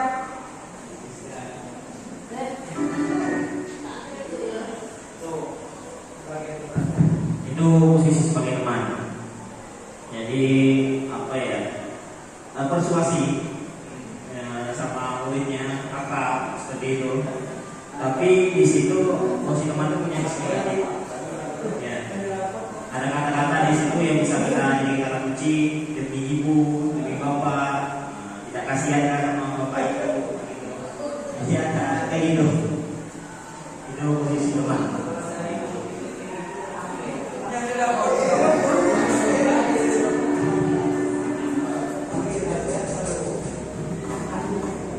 Bapak Ibu lihat nanti ekspresinya.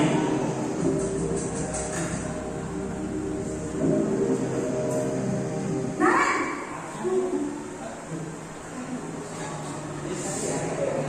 Selamat pagi Bu. Naren, apa peraturan sekolah kita tentang jam berapa kita harus masuk sekolah, nak? Kita harus di sekolah jam 7 Bu.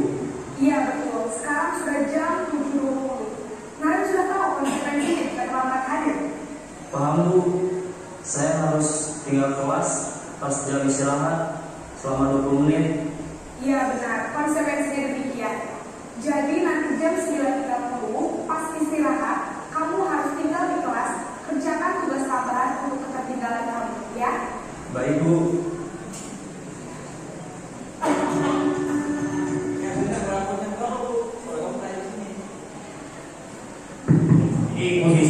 contoh tadi Bapak Ibu dia menggunakan aturan sekolah atau sebagai dasarnya.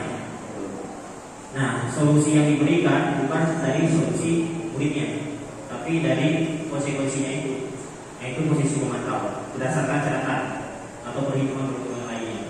Itu posisi memantau. Nah, kita bedakan sama posisi manajer.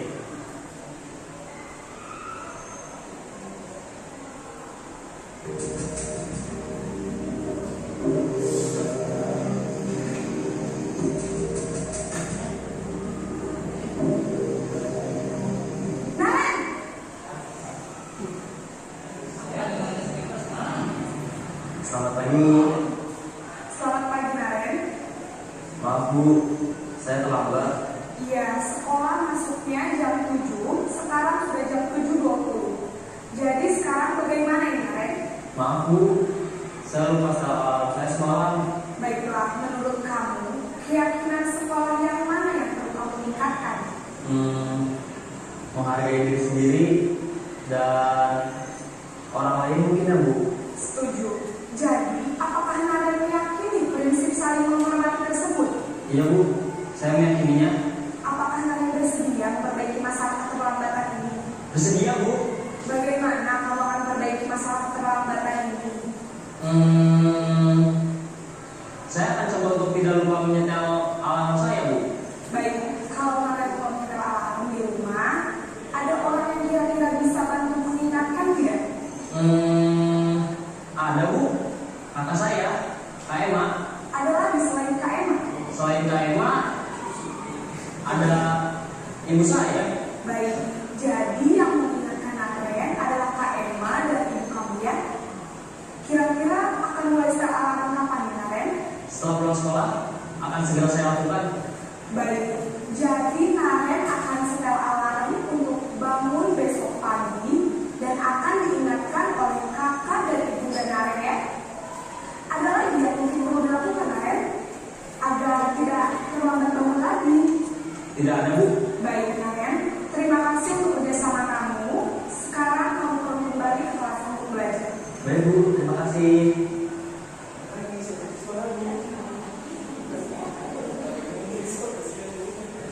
Nah, Bapak Ibu bisa lihat ya di posisi manajer. Tadi guru itu menanyakan dulu keyakinan yang sudah dipercaya atau yang sudah disepakati sebelumnya. Nah, nanti keyakinan ini berkaitan dengan kesepakatan kelas yang nanti dibuat. Jadi dasarnya kita punya dulu keyakinan yang dipercaya itu, baru nanti diminta solusi dari muridnya. Jadi solusinya bukan dari guru, Bapak Ibu ya, tadi kan. Jadi tidak ada solusi yang diberikan sama gurunya. Yang membuat solusi itu adalah muridnya. Nah, murid tadi responnya, karakternya itu kuat. Nah, itu posisi manajer Bapak Ibu. Nah, jadi ini posisi yang ideal. Tapi Bapak Ibu tidak mesti harus berada di posisi manajer. Bisa atau tidak. Ketika murid itu siap, nanti kita berkaitan dengan resolusi. Nah, siap diajak resolusi. Jadi mungkin berpindah-pindah Bapak Ibu.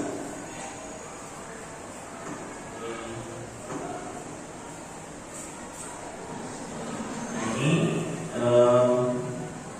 tadi kalau di hukum sama orang merasa bersalah itu perilaku kontrolnya itu negatif. Kalau teman sama pemantau itu positif, tapi di kontrol manajer itu masuk di kontrol diri. Jadi dia tidak negatif, tidak masuk di negatif, tidak positif, tapi masuk di kontrol diri. Itu manajer. Nah, kalau yang menghukum sama membuat rasa bersalah itu kontrol negatif. Nah, menghukum sama membuat rasa bersalah itu identitas gagal. Anak yang melakukan pelanggaran tetap berada di identitas gagal.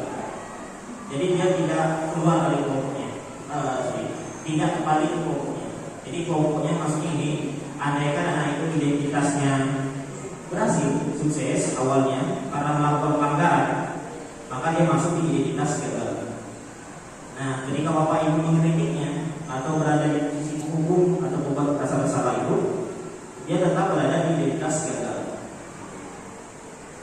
Nah, kalau di ini teman atau manajer itu sudah masuk di identitas berhasil atau sukses.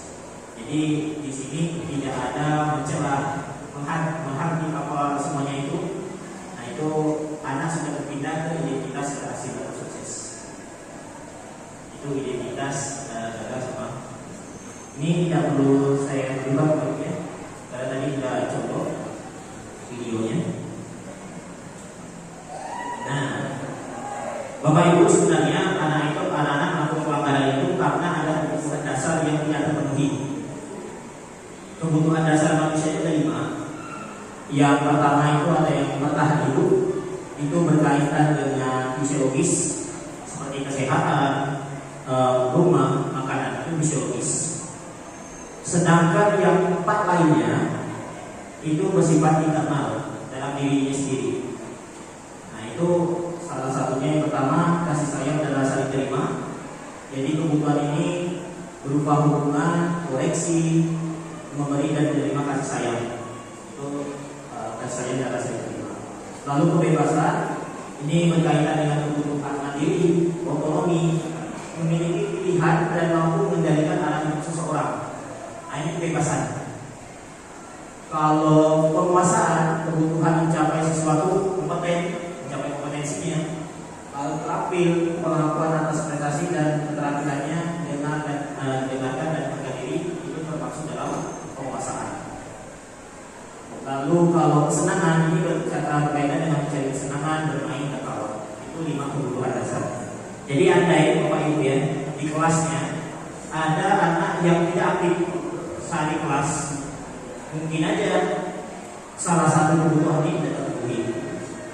Contoh lah, misalnya kebutuhan bertahan hidupnya, dia lusuh aja di kelas, ternyata dia belum sarapan, jadi dia perlu sarapan makan dulu, atau dia tidak diperhatikan sama gurunya,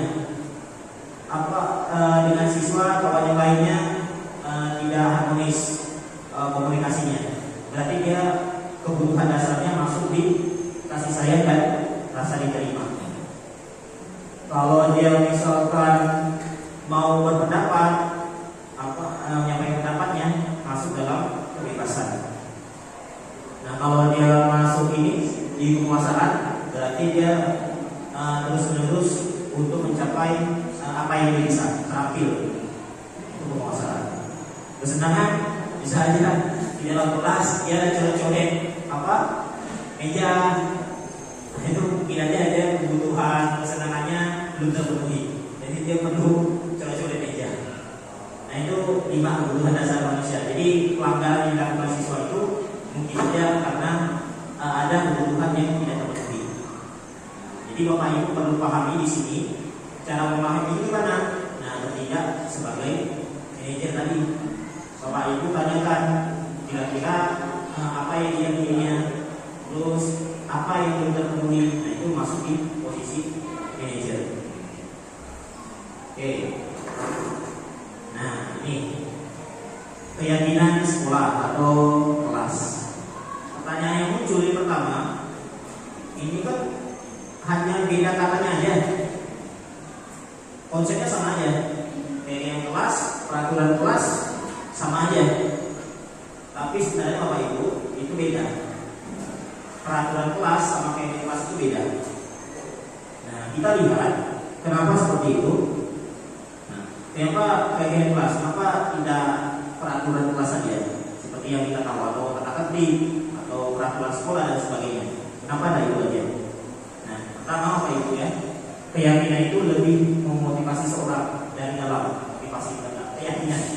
Seperti kita beragama, kita yakin Tuhan, nah itu motivasi internal, keyakinan kita. Jadi kita menggunakan keyakinan itu dari motivasi internal. Nah seseorang akan lebih tergerak dan bersemangat untuk menjalani keyakinannya daripada hanya sekedar mengikuti serangkaian peraturan tertulis tanpa makna. Misal hadir tepat waktu, itu peraturan Bapak Ibu ya, peraturan. Tapi siswa tidak tahu keyakinan apa di balik peraturan itu. Bisa aja hadir tepat waktu itu berarti masuk di menghargai diri sendiri, atau berkaitan dengan kontrol dirinya disiplin. Nah, jadi sekedar peraturan aja tanpa dibalik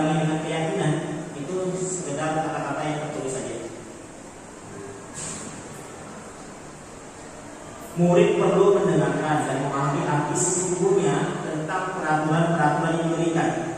Jadi ada nilai yang diyakini di situ. Apa nilai kebatilannya, apa tujuannya, lalu menjadi tidak tertarik atau takut sehingga hanya sekedar mengikuti serangkaian peraturan itu. Jadi takut berarti kan masuk di motivasi eksakta. Jadi sekedar peraturan tertulis saja tanpa keyakinan, itu sekedar kata-kata tertulis saja tanpa makna. Jadi kita nanti lihat bagaimana membuat keyakinan kelas ini. Nah, Bapak Ibu, untuk membuat keyakinan kelas, yang pertama yang kita lakukan adalah tanya dulu ke siswanya. Nanti misalkan Bapak Ibu di kelas, tanya dulu kira-kira kesepakatan kelas kita, peraturan kelas kita yang perlu kita buat apa aja. Tanya dulu semuanya. Jadi sudah pendapat. Ini pasarnya. Kalau sudah, Bapak Ibu catat masukannya. Bisa pakai plano, bisa pakai papan tulis, atau pakai apa kemarin sticky note. Nah, pakai itu boleh. Nah, catat masukannya. Kalau Bapak Ibu sudah catat, nanti ganti kalimat negatif jadi kalimat positif. Misal, tidak boleh terlambat. Nah, ganti jadi hadir tepat waktu. Jadi kata-kata negatif itu diganti jadi kalimat positif. Ini masih prosedur ya Bapak Ibu ya. Kenapa harus kayak gitu? Nah, tinjau pendapatnya yang disampaikan. Ubah peraturan menjadi keyakinan. Nah, jadi peraturan itu Bapak Ibu ya, itu spesifik. Hadir atau waktu itu peraturan. Tapi kalau misalkan menghargai diri sendiri itu masuk di keyakinan. Jadi keyakinan itu tidak secara spesifik, tapi dibuat secara umum. Nah itu keyakinan Bapak Ibu. Nanti kita lihat contohnya. Tinjau ulang keyakinan.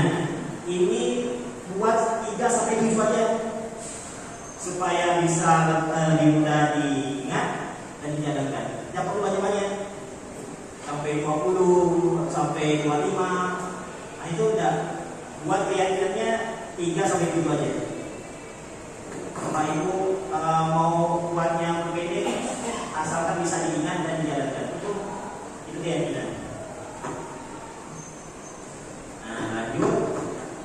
Lalu nanti semuanya termasuk guru, siswa tinjau ulang dan berikan tanda tangan di situ di keyakinan kelas. Nah keyakinan kelas nanti ditempel di dinding kelasnya. Kalau kita buat keyakinan sekolah nanti kita tempel di sepanjang dinding sekolah, di sudut-sudut yang perlu kita mudah membacanya. Nah ini contoh yang saya lakukan baiknya. Ini saya lakukan di 11 teknik 3. Jadi pertama sudah mendengar dulu anak-anak maunya gimana selama pembelajaran matematika lanjut saat itu. Jadi mereka tuliskan semua pendapatnya dan terima dulu. Nah itu saya pakai sticky note, jadi tempel di papan tulis. Lalu, nah ini, Bapak Ibu, kelihatan? Tidak ya. Nah ini apa peraturan yang mereka buat? Kayak gini mereka maunya, boleh diskusi atau kelompok. Lalu tidak boleh makan satu pelajaran. Kita terima dulu, datang aja semuanya. Nah, lalu nanti lihat. Nah, ganti kalimat negatifnya jadi kalimat positif. Nah, kayak boleh diskusi satu kelompok positif ya. Jadi tidak perlu diubah. Tidak boleh makan saat pelajaran, tidak boleh tidur kecuali sudah selesai waktu tugas. Nah, ini kan kalimat negatif. Kita ubah. Maka dan tidur diperbolehkan setelah materi atau tugas selesai. Jadi boleh pakai HP jika diizinkan, oke. Tepat waktu masuk kelas, toleransi selama 5 menit. Tidak boleh ribut. Nah ini kita ubah. Jadi menjaga kondisi kelas tetap kondusif. Ubah kalimat negatifnya jadi kalimat. Apalagi tidak boleh pakai sendal. Yang boleh sendal kita ubah jadi menggunakan sepatu. Oke? udah jadi pikiran positif. Selanjutnya, kelompokkan peraturan yang berada di bawah keyakinan yang sama. Seperti kayak ini, boleh diskusi saat pokok, boleh pakai kalkulator, boleh pakai HP jika diizinkan. Ini adalah masih satu yang sama, keyakinan yang sama. Itu apa nanti? Makan dan tidur dibolehkan, boleh minum, jaga kondisi kelas kondisi, bicara yang sopan, itu masuk dalam waktu keyakinan yang sama. Tugas tepat waktu masuk kelas, kondisi kelas bersih, itu masuk di keyakinan yang sama. Kita lihat. Nah ini, yang bagian pertama tadi 1, 2, 3 itu saya kelompokkan jadi berpartisipasi dalam pelajaran dan menggunakan sebuah pelajaran dengan sebaik-baiknya. Nah ini masuk di keyakinan. Lalu makan, tidur, boleh minum, jaga kondisi kelas, bicara yang sopan, tugas tepat waktu masuk kelas. Ini masuk di menghargai guru, teman, dan diri sendiri dalam aktivitas pembelajaran. Kondisi kelas bersih, gunakan sepatu, pakaian rapi, itu masuk di menjaga kebersihan diri dan di lingkungan sekolah. Nah itu, jadi dibuat 3 aja. Jadi peraturan yang mereka buat itu kita kelompokkan, lalu kita buat jadi 3 keyakinan aja. Nah, boleh ditambahkan nilai kebajikan universalnya tadi, seperti berpartisipasi dalam pelajaran itu masuk di antusias. Kalau yang menghargai guru itu teman diri sendiri masuk dalam menghargai. Atau boleh rasa hormat, sopan, santun boleh masuk di situ. Menjaga kebersihan diri dan di buang sampah saya masukkan di peduli. Nah, boleh aja itu masuk di menjaga kebersihan. Nah, ini nanti siap ditempel di tantangan, ditempel di kelas. Saya lihat di 11.3 itu Siska juga udah buat. Nah itu udah kayak kelas. Jadi saya lihat kalau di 5 kelas yang saya ada tidak semua, belum semua kelas yang udah ada kayak kelas. Nah itu Bapak caranya membuat keyakinan kelas. Kalau kita sudah punya ini, nah Bapak Ibu nanti bisa mengadakan yang namanya restitusi. Jadi pertanyaan. Ya Pak. Nanti saja. Boleh nanti aja Pak ya. Nanti dulu. Nah oke. Sekarang kita di penerapan segitiga restitusi, Pak ya. Nah, jadi nanti mungkin masih belum terbayang restitusi itu maksudnya apa. Jadi restitusi itu adalah proses menciptakan kondisi bukit, memperbaiki kesalahan mereka. Ya. Jadi yang memperbaikinya adalah diri mereka sendiri, sehingga mereka bisa kembali pada kelompok mereka tadi, dari identitas gagal ke identitas sukses dengan karakter yang lebih kuat. Jadi ada beberapa karakter di situ, bertindak sebagai posisi manajer. Restitusi juga merupakan proses kolaboratif yang mengajarkan murid untuk mencari solusi masalah mereka. Membantu murid berpikir tentang orang seperti apa yang mereka inginkan dan bagaimana mereka harus berlaku. Jadi ada kolaboratif itu antara guru sama murid dan pemecahkan masalahnya yang dilakukan oleh murid itu sendiri. Nah itu restitusi Bapak Ibu. Jadi dari 3 tahap. Yang pertama menstabilkan identitas. Nah, menstabilkan identitas di Bapak Ibu istilahnya Bapak Ibu itu menekankan dulu muridnya. Karena ketika murid melakukan pelanggaran, ada kebutuhan dasarnya yang tidak terpenuhi. Kebutuhan yang tidak terpenuhi itu berarti dia sudah keluar dari kelompoknya. Dari kelompok mana? Kelompok identitas sukses. Jadi dia masih berada di identitas gagal. Jadi Bapak Ibu di sini menstabilkan identitas. Bisa kata-kata yang menenangkan. Misalnya ini misalkan wajar kamu melakukan pelanggaran. Wajar misalkan, oh Bapak juga pernah telat gitu. Telat itu sesuatu yang manusiawi. Gitu. Nah itu apa ya? Menstabilkan identitas. Jadi semua orang itu pasti berbuat salah. itu masalah kita identitas. Anda mencoba yang lebih mudah. Nah, validasi tindakan salahnya di sini kata kuncinya, Bapak Ibu ingat bahwa semua tindakan pasti punya alasan. Kita tanya dulu, kenapa bisa terlambat gitu? Apa karena macet? Terus kalau misalkan ada yang mendekat sama lawannya, kenapa bisa mendekat sama lawannya? Masalahnya apa? Itu validasi tindakan yang salah. Semuanya tindakan itu pasti ada tujuannya. Gitu. Lalu nanti menanya keyakinan. Nah ini Bapak Ibu di sini harus sudah punya planning kelas atau kesepakatan yang sudah disepakati sama-sama sama muridnya. Gitu. Jadi menanya keyakinan. Lalu kalau sudah menanya keyakinan, tindakan apa yang dilakukannya untuk memperbaikinya? Gitu. Itu menanyakan keyakinan. Nah ini 3 tahap Bapak Ibu ya. Diskusi, menstabilkan identitas, validasi tindakan yang salah, lalu menanyakan keyakinan. Kita lihat, nah ini contohnya.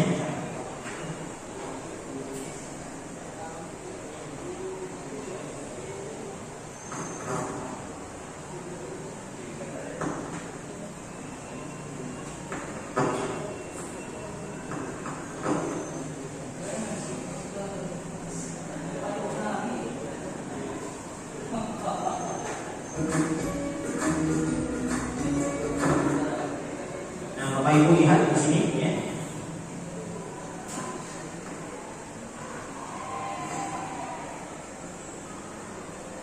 Pintar. Sudah lama kenapa hanya itu? Kesel Pak, kesel banget. Masa aku juga kayak gitu fitnah Pak? Ya aku marah lah. Aku balik ke TK di depan kelas. Kesel banget. Oh begitu. Ya pasti kamu marah dan kesal. Bapak juga akan marah apabila ada yang menduga seperti itu. Kemudian pada saat itu kamu mau melakukan apa? Ya saya langsung pakai TK lah Pak. Kesel banget. Saya bentak-bentak dia di depan teman lain. Oh begitu. Pasti kamu melakukan seperti itu karena suatu alasan tertentu kan? Iya lah, saya diam saja Pak. Ya saya dari ini lah. Masa saya disuruh pakai teman? Ya wajarlah. Mempertahankan harga diri itu sesuatu yang penting buat kamu. Untung kamu tidak memiliki kegagalan, hanya meminta-minta. Iya Pak. Untung saya masih bersabar dan hanya meminta saja. Sudah benar pada Pak. Saya pasti beda diri lah. Ya pasti ya. Tapi kamu memilih tetap bertahan dan sabar. Kamu memilih untuk tidak berbuat lebih parah lagi kan? Iya. Nah, sekarang coba kita lihat lagi tindakan kamu yang minta TK di kelas. Tindakan kamu itu kira-kira sesuai dengan keyakinan kelas atau prinsip kamu tidak? Enggak lah Pak. Capek Pak di rumah. Jadi keyakinan atau prinsip mana yang sesuai dengan keinginan kamu? Ya saya sebenarnya sangat menghargai orang lain. Mungkin saat itu saya menjadi emosi. Jadi tidak menentukan sikap itu. Kamu yakin tidak? Menghargai orang lain itu penting buat kamu. Yakin lah Pak. Iya, setuju. Kita harus saling menghargai. Namun ada juga keyakinan yang kita sepakati yang perlu kita jalankan apabila kita sedang marah kan? Ya saya bisa berproaktif. Mulai dengan diri sendiri. Saya bisa jadi lebih sabar, mengambil kebijakan dan berpikir kalau apa selanjutnya. Kira-kira kamu bersedia memperbaiki masalah ini tidak? Sedia Pak. Kalau kamu memperbaiki masalah ini, kamu akan menjadi orang seperti apa? Saya akan menjadi orang yang bertanggung jawab kali ya Pak. Dan senantiasa proaktif.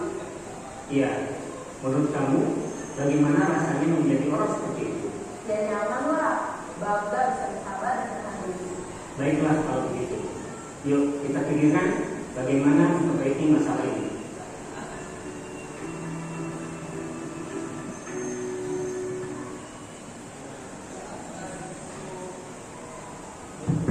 Nah, gimana Pak Ibu? Itu contoh nyatanya. Dan 3 tahap diskusi tadi. Jadi ketika murid itu kan dalam keadaan marah ya. Jadi gurunya mensampaikan identitasnya dulu dengan kata-kata yang tadi, wajar aja kalau marah ya, kalau difitnah seperti itu. Untungnya dia tidak membuat sesuatu yang lebih buruk lagi. Gitu. Nah itu masuk di menstabilkan identitas. Jadi pas saat itu anak itu sudah tenang, sudah kembali ke identitas suksesnya. Nah, ketika anak sudah kembali ke identitas sukses, Bapak Ibu bisa ke tahap selanjutnya, yaitu validasi tindakan yang salah. Bapak Ibu bisa validasi ya, jadi Bapak Ibu bisa tanyakan dulu ceritanya gimana, atau kenapa dia sampai seperti itu. Nah, kalau sudah, nanti baru lanjut ke tahap naik keyakinan. Nah, naik keyakinan solusinya bukan dari gurunya, tapi dari siswa sendiri. Nah, kalau yang saya buat ini saya mungkin tidak sebagus yang tadi, tapi setidaknya tahap itu saya lakukan.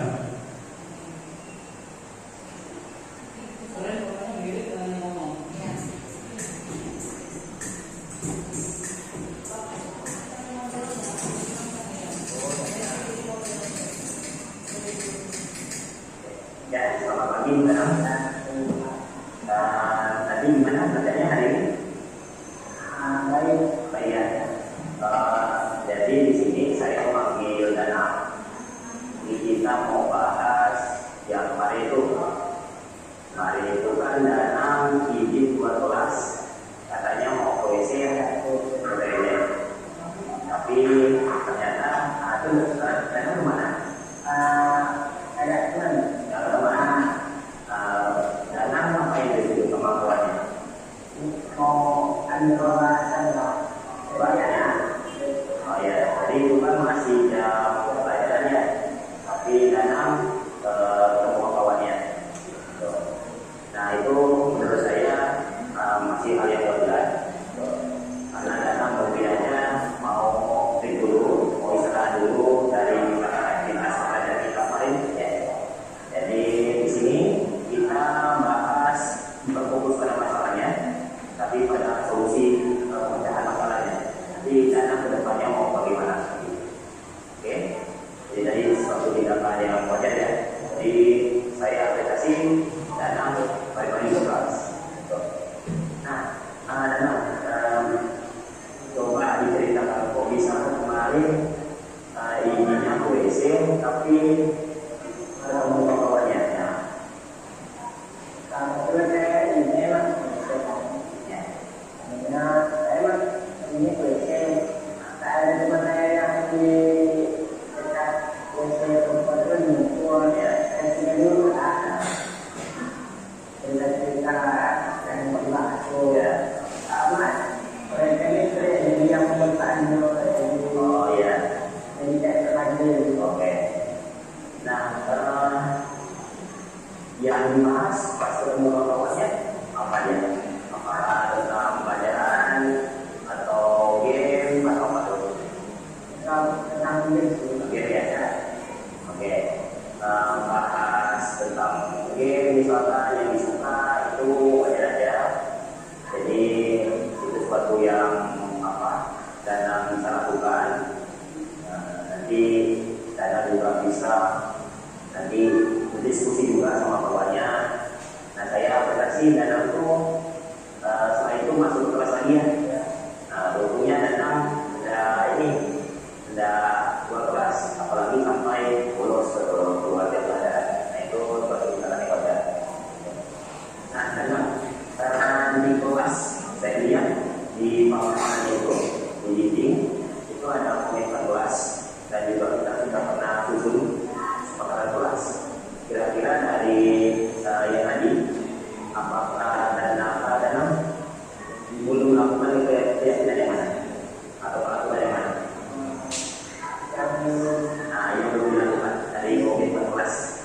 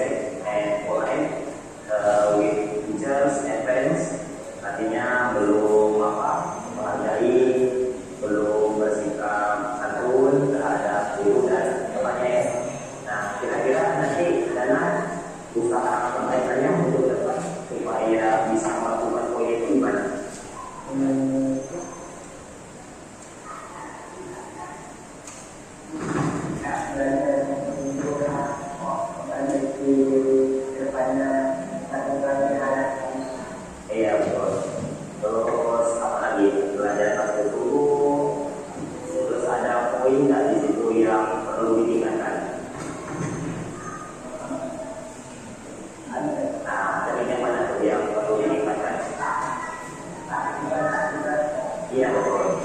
Aktivitas sosial. Jadi ketika pembelajaran dalam ikut dulu proses pembelajarannya. Nanti ketika ada waktu istirahat, nah, berarti dalam baru boleh ya diskusi sama jadi solusi yang tadi sudah tepat menurut saya. Jadi dalam bisa diterapi. Terus lebih apa tadi? Nah, ya lebih menghargai sama santun sama guru dan juga sama kawan gitu ya. Nah, Nanang bisa bagaimana untuk memperbaiki masalahnya?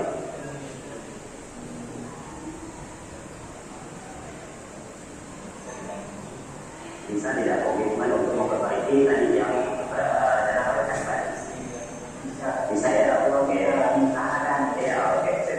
Jadi nanti kita tunggu progres dari Nanang ya.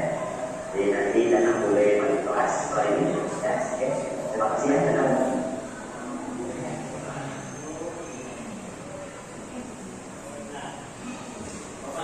Bisa lihat tadi, jadi 3 tahap itu tidak mesti Bapak Ibu kaku di situ. Jadi Bapak Ibu bisa aja udah sampai di misalnya identitas, udah sampai di validasi bidang yang salah, balik lagi ke masalah identitas, boleh aja. Sampai anak itu udah siap, kita tanyakan keyakinannya. Gitu. Nah, jadi gitu. Ini perlu juga kesabaran juga. Kita membantu siswa menemukan solusinya. Nah, jadi kalau tadi itu tidak selancar seperti yang dicontohkan. Ini real Bapak Ibu, tidak ada settingan. Settingannya cuman pas saya kasih tahu aja, saya ada tugas mau buat video, nanti kita bahas ini, cuma itu aja. Jadi saya tidak setting itu kamu harus ini ya, kata-katanya ini. Itu real Bapak Ibu. Makanya nanti adapun jawabannya apa yang dia sampaikan aja. Nah itu Bapak Ibu. Tadi saya kutip kayak kelas yang dibuat oleh Siska di ranking 3 ya. Nah itu saya lihat kayak kelasnya sudah bagus. Jadi saya gunakan untuk meneliti kayak kelas dari sidang tadi. Nah itu Bapak Ibu. Nah Bapak Ibu ini sudah selesai tentang budaya Inggris. Bapak Ibu ada yang mau ditanyakan silakan tadi Pak Diman ya.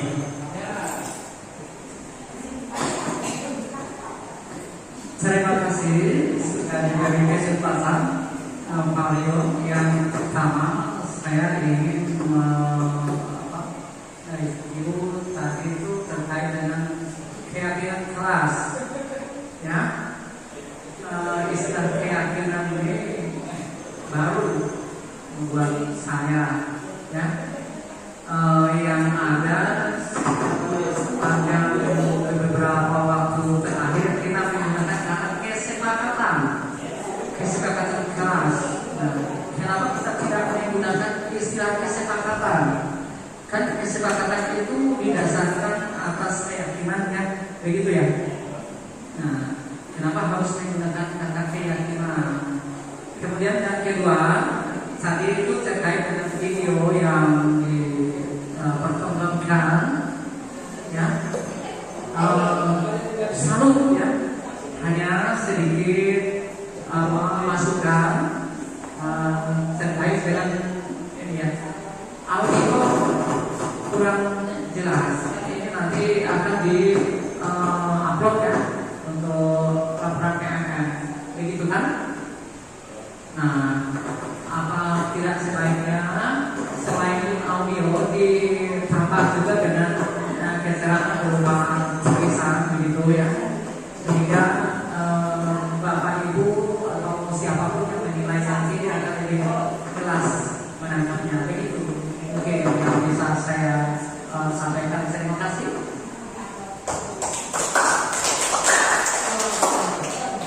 Saya jawab dulu ya, nanti kalau ada pertanyaan lagi boleh.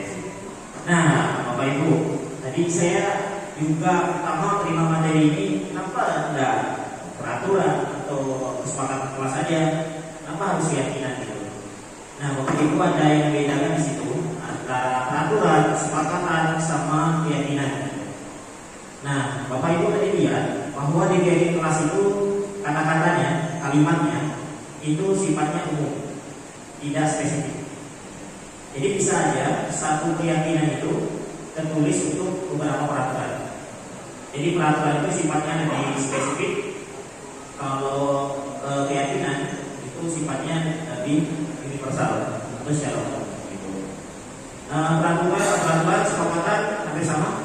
Kalau peraturan mungkin indikasinya dibuat oleh satu orang. Kalau kesepakatan sama guru dan murid, gitu. Kesepakatan. Kita sepakat peraturan ini. Gitu.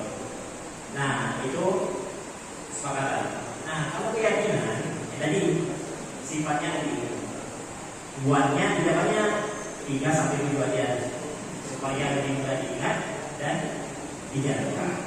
Tapi kalau banyak-banyak nanti lupa. Tadi si Danang tuh nanti ingat keyakinan mana? Karena memsisa buatnya itu sampai 5 ya, 5 atau 6 ya. Nah itu sedikit aja. Jadi ingat Danang tuh. Nah itu Pak. Kenapa tidak kesepakatan aja? Kenapa harus keyakinan? Karena keyakinan itu sifatnya lebih universal dan lebih mudah diingat, lebih mudah dijalankan, dan tidak ada kata-kata negatif di situ. Ada lagi Pak Iman? Oh iya, video. Nanti itu untuk perbaikan saya depannya Pak. Terima kasih. Karena kebetulan tugasnya sudah saya upload. Karena kita udah apa? Kalau di itu ada deadline-nya. Nah itu sudah saya kerjakan. Sudah saya upload semuanya. Jadi kalau Bapak jalan seperti itu udah bagus. Nanti saya coba untuk perbaikan tempatnya.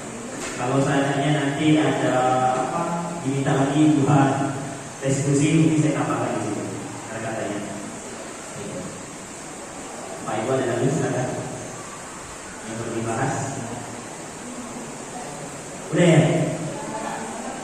Tadi Bapak Ibu sudah jelas dengan daya mungkin. Bapak Ibu bisa saya minta satu orang untuk merefleksikan kegiatan hari ini. Ada tidak? Menurut Bapak Ibu, yang Bapak Ibu terima apa? Hal baru apa yang Bapak Ibu terima? Yang perubahan dengan Bapak Ibu apa aja? Nah, itu ada yang mau Bapak Ibu? Oh iya, Pak Diman. Sekarang saya sudah kembali dari Indonesia. Baik, mohon izin ya Ibu Bapak semuanya. Saya kemarin ketika Pak itu bertanya, saya langsung lihat kalau siap. Dan tadi mohon maaf saya selamat dan Tuhan itu juga ada beberapa permasalahan tadi karena soal lama juga. Ini saya tuh sebelum Pak Ibu mulai saya dari sini. Saya mau bahas sebenarnya Pak Ibu itu nomor 1. Saya ingin awal dari kita sampai apa yang disampaikan hari ini ya secara pribadi saya menanggapi menerima itu sebagai sebuah kalau saya katakan tanya atau apa yang menurut itu sangat baik ya. Nah, di sini kalau selama ini sebagai wakil kesiswaan khususnya ya berkaitan dengan tata tertib siswa ya istilah keyakinan itu menyadarkan saya bahwa memang kita sebaiknya menggunakan kata yang lebih bermakna, yang lebih humanis ya. Nah, sehingga lembut didengar semua orang ya. Dalam apa mungkin lebih paham ya tentang sekolah inklusi itu memang kita harus lebih pendekatan humanis kemudian benar ya. Dan ini sangat mantap luar biasa ya. Jadi mudah-mudahan ini bisa menjadi pembelajaran bagi tidak hanya kita yang ada di sini, tapi ke depan juga buat kita satu lembaga ini. Bisa jadi untuk sekolah juga. Terima kasih Ustaz yang bisa saya sampaikan.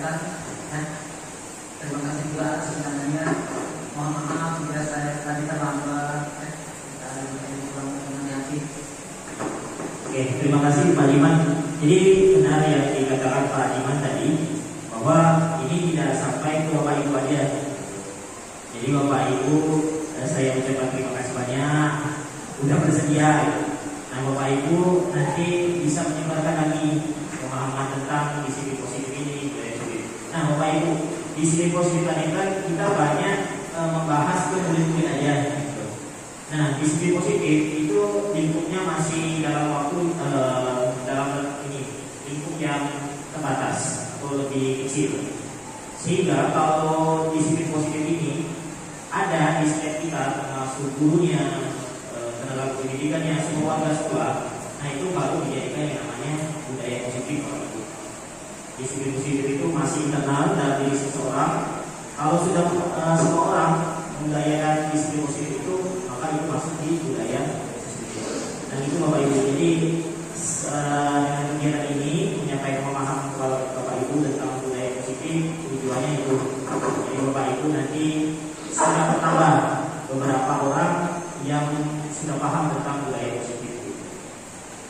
Bapak Ibu ada yang mau kasih lagi?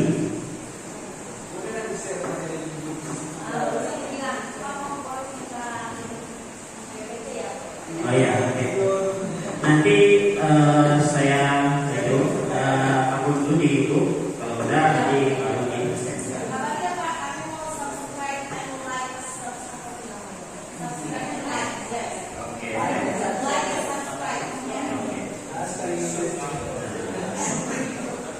Oke. Oke, nanti segera saya kerjakan karena juga berkaitan dengan saya. Oh, Bapak Ibu ada lagi? Kalau tidak ada, kita cukup aja. Sekali lagi saya ucapkan terima kasih banyak Bapak Ibu sudah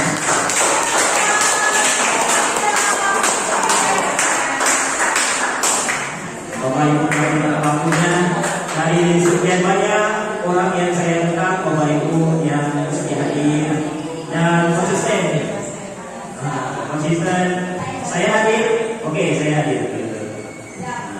Terima kasih banyak Bapak Ibu. Assalamualaikum warahmatullahi wabarakatuh. Selamat sore.